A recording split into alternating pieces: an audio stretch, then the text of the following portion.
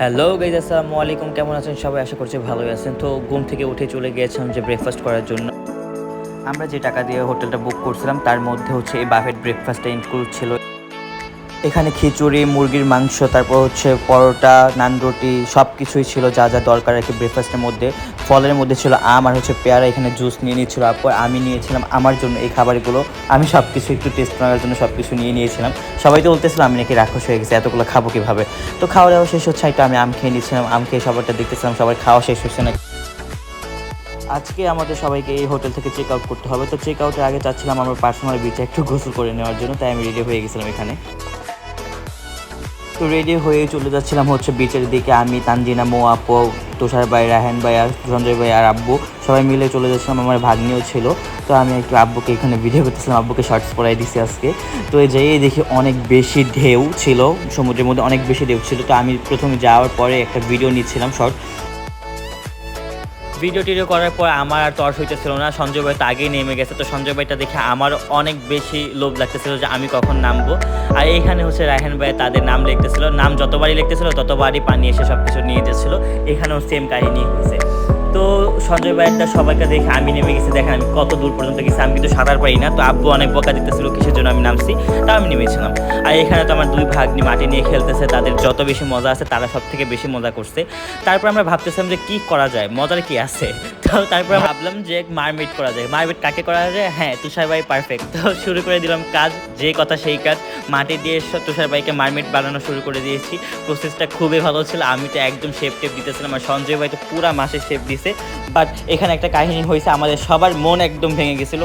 Mermaid যখন তৈরি করতেছিলাম তখন হঠাৎ করেই পানি কোথা থেকে চলে আসছে আর পুরো মাটি টাটি নিয়ে গিয়েছিলো। বাট আমরা তাও আবার চেষ্টা করছি, চেষ্টা করে সফলও হয়েছি, বৃথা যায় না। এখানে তার পা ভেড়ে হয়ে গেছিলো, আমরা হাসতে শেষ।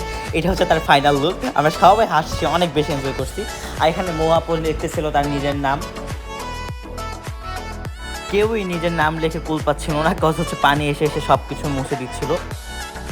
শেষ পর্যন্ত তারা নিজের মেয়ের নাম লিখে সফল হয়েছে। আর একটা ফানি বিষয় হচ্ছে, এখানে মোয়াপু বলতেছিল মোয়াপুর নাম লিখতে তুষার ভাইকে, তো মোয়াপুর নাম লিখতেছিল তুষার ভাই। তো তাকে বলতেছিল লাভ দেওয়ার জন্য, তাকে কিভাবে লাভ দিয়ে দেখেন। তার এই লাভ দেওয়া দেখে তো আমরা হাসতে হাসতে শেষ। তো হঠাৎ করেই দেখি যে আবা নাকি তার পুরো শরীর মাটি দিয়ে ভরে ফেলছে। এখানে হচ্ছে তুষার ভাই নিয়ে গেছে তাকে হাত পা ধোয়া দেওয়ার জন্য। তারপর আমরা তাড়াতাড়ি করে গোসল টোসল করে আবার হচ্ছে হোটেলে ব্যাক করি, কজ আজকে আমাদের চেক আউট ডে। তো হচ্ছে আমি 10:30টার মধ্যে রেডি হয়ে গেছিলাম চেক আউট করার জন্য। শুধু চেক আউট করার জন্য না, আমার আরেকটা নতুন হোটেল নিচ্ছে, তো সেই হোটেলেও যাওয়ার জন্য একটা অটো নিয়ে নিয়েছিলাম। তো অটো নিয়ে তাড়াতাড়ি করে চলে যাচ্ছে। যেহেতু নিসর্গ থেকে ওই হোটেলের দূরত্বটা বেশি দূরে ছিল না, তাই আমাদের সহজ হয়েছে। এই হোটেলটার নাম হচ্ছে এ হোটেল আমিন ইন্টারন্যাশনাল। সো এইটার বিষয়ে আমি কিছু বলবো না, এটা হচ্ছে নো স্টার হোটেল, বেশি কিছু ভালো লাগে নাই। যেহেতু ঈদের সময় অনেক বেশি রাশ ছিল, নিসর্গে তো রুম খালি ছিল না, তাই আমরা এই হোটেলটা নিয়েছিলাম, বুক করেছিলাম আগে থেকেই।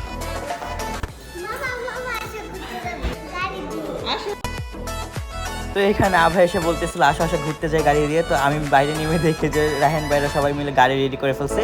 এটা হচ্ছে টমটম বা চাঁদের গাড়ি বলা হয়। তো এখানে সবাই আস্তে আস্তে করে গাড়িতে উঠে যাচ্ছিলো আর আমি সবাই ভিডিও নিতেছিলাম। আব্বুকে তো পুরাই ডন ডন লাগতেছিল। আর ভাই এত বেশি গরম ছিল, আমি ঘেমে টেমে পুরো একাকার হয়ে গেছি। তারপর আমিও গাড়িতে উঠে যাওয়ার পর সবাই একটা একটা করে ক্লিপ নিচ্ছিলাম। আভাকে এখানে খুবই সুন্দর লাগতেছে মাশাআল্লাহ। তো এখানে সবাইকে দেখতেছিলাম আর সবাই আসছে নাকি তা গুনতেছিলাম আমি, যে কয়জন আছি আমরা। আর এখানে আমি ফুফু আম্মু সবাই ছিলাম। আমার অবস্থা তো ঘেমে টেমে শেষ, আপনারা আগেই দেখছেন। তো এখানে আমরা ডলফিন মোড়টা ক্রস করতেছিলাম। এখানে ডলফিন না শার্ক আছে সেটাই আমি বুঝতেছি না। তো গাড়িটা দেখতেছিলাম যে অনেক বেশি ঘুরে তারপর যাবে মেরিন ড্রাইভের রোড দিয়ে, যেখান থেকে আমরা আসছি। মানে নিসর্গ হচ্ছে মেরিন ড্রাইভ রোডের সাথেই যার লোকেশন। তো আমি গাড়ি ছাড়ার সাথে সাথে গাড়ির উপর দাঁড়িয়ে গেছি, অনেক বেশি বাতাস ছিল। আমি যেহেতু বলছি অনেক বেশি রোদ আর গরম ছিল, তাই আমি সবার ভিডিও নিতেছি, আমার নিজেরও ভিডিও নিতেছিলাম। আর এই গাড়ি দিয়ে যাওয়ার সময় একটা জিনিস খুব ভালো লাগছে, এক সাইডে ছিল পাহাড় আর এক সাইডে ছিল সমুদ্র। তাই পাহাড় আর সমুদ্রের ফিলিংস দুটো একসাথে নিয়ে নিয়েছিলাম। এখানে পাহাড়গুলো দেখতে দেখতে আমরা যাচ্ছিলাম আর বলতেছিলাম যে পাহাড়ে উঠতে পারলে মজাই লাগতো। এখানে একটা টেরাকোটা ভাবতে পারছিলাম।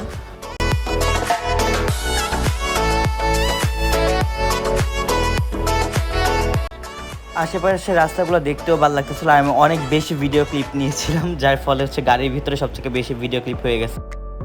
তারপর আমরা সবাই মিলে এখানে একটা ভিডিও করতেছিলাম। তো ভিডিও করতে করতে দেখি যে আমরা চলে আসছি জাও বনের দিকে। জাও বন নাকি হিমছড়ি ব্লকের মধ্যে পড়ছে। তো আমি দেখতেছিলাম বিচটার নাম কি, বিচটার নাম নাকি ফান ফেস্ট বিচ। তো নামটা খুব ইন্টারেস্টিং লাগলো। তো আমরা হচ্ছে এই কাঠের ব্রিজ দিয়ে উঠে যাচ্ছিলাম, আর এখানে সঞ্জয় ভাই ছিল। তো সঞ্জয় ভাই দেখেছি আমাদের পিছনে আর নাই, এই কারণটা আমি একটু পরে বলতেছি। তো এখানে হচ্ছে আভার চশমাটা হারিয়ে যায়, যার ফলে আভার একটু মন খারাপ ছিল। তো আমি আব্বু আর আম্মু একটা ক্লিপ নিয়েছিলাম, আব্বু তাকাই না ক্যামেরার দিকে। তো দুলন আপু এখানে হচ্ছে তার মাথার জন্য একটা ফুলের ক্লিপ কিনতেছিল। তো ক্লিপ কেনার পর আমরা জাহাবনের ভিতর দিয়ে হাঁটতেছিলাম। জাহাবনটা দেখতেও ভালো লাগতেছিল, বেশ একটা খারাপ না। আর ভিতরে ঢুকতে পারলে আরেকটু ভালো লাগতো, বা ছবি টবি তুললে আরেকটু সুন্দর লাগতো। বিচে ঢোকার পর সাথে দেখে যে প্যারাসেলিং করার জন্য একটা কাউন্টার আছে। তো সেখানে যেয়ে দেখতাম যে প্যারাসেলিং করতে কত টাকা লাগে। তো প্যারাসেলিং কেউই করবে না। তো তারপর হচ্ছে এই গাড়িটা উঠার প্ল্যান করা হয় সবার। তো এখানে হচ্ছে তুষার ভাই, আভার, মোয়াপু উঠে গেছিলো। বলেছিলাম না পিছনে সঞ্জয় ভাই ছিল না, সঞ্জয় ভাই গিয়েছিল হচ্ছে এই কাউ বয় ক্যাপ কেনার জন্য। তাকে আমরা খুঁজতে শেষ পরে দেখেছি সে এই ক্যাপ পরে আসছে। আর এখানেও মোয়াপু, আভা সবাই উঠে গেছে। ওঠার পরে হচ্ছে তুষার ভাইকে বোঝাচ্ছিল কীভাবে চালাইতে হয়। তারপর দেখলো যে এই মানুষ নিজেই উঠে বসে আছে এই গাড়ির ভিতর। তো বেশ একটা এনজয় করতে পারে নাই সে। তাদের চালানোর পর আমি আর দুলন আপু উঠে যাই গাড়িতে। এই গাড়ির নাম আমি ঠিক জানি না, যারা জানেন তারা অবশ্যই কমেন্টে জানাবেন। তো এখানে গাড়ি চালানোটা বেশি একটা কঠিন না। দেখতেছিলাম যে একটা কি ছিল, ওইটা টিপলে হচ্ছে গাড়ি চলতেছে, আর আমি এখানে আমার ভিডিও করতেছিলাম। ভালোই লাগতেছিল, খারাপ না। বাতাস ছিল অনেক বেশি, আর আপু অনেক বেশি এনজয় করতে। তারপর আমি ভিডিও নিতেছিলাম আমাদের দুইজনের, যে আমরা দুইজন চালাচ্ছি যেটা দেখানোর জন্য। তো ভিডিও করার পর আপু বলতেছে যে আপু একা চালাবে। তো আমি বলতেছিলাম যে চালাও, দেখি তোমার ভিডিও করে। আপু এখানে লিটল নার্ভাস ছিল, বাট বেশি একটা কঠিনও না এই গাড়িটা চালানো। তো তার চালানো দেখে আমিও অনেক এনজয় করতেছিলাম, আর দৌড়ে তার ভিডিও করতেছি। ভিডিও করতে দেখি যে আবার এখানে আবার কিসে একটা মুখ আঁকছে। তো এখানে ভিডিও শেষ করে ফানফেস্ট বিচ থেকে আমরা বের হওয়ার জন্য রওনা হয়ে যাই। আর আমাদের গাড়ি যেহেতু দাঁড়াইছিল, তো আমরা গাড়ির উদ্দেশ্যে রওনা হই। আর আমি এখানে একটা ভিডিও করতেছিলাম। ভিডিও করার পর যেহেতু অনেক বেশি গরম ছিল, আমি আইসক্রিম খাচ্ছিলাম। তো আজকে ব্লগটুকু আইসক্রিম খাওয়া পর্যন্ত। আশা করি ভালো লাগছে। আসসালামু আলাইকুম সবাইকে।